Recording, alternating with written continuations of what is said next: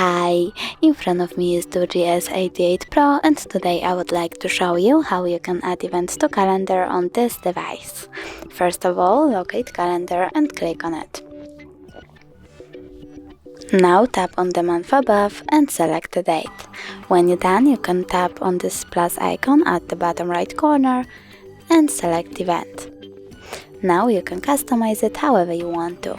For example, you can add a title, set up notifications, minutes, hours or weeks before, click done, add location, people, choose starting hour and ending one. When you're done, you have to click save at the top right corner, and as you can see, my event was successfully added. If you wish to delete it, you can click on it, tap at the three dots at the top right corner and select delete, then delete again.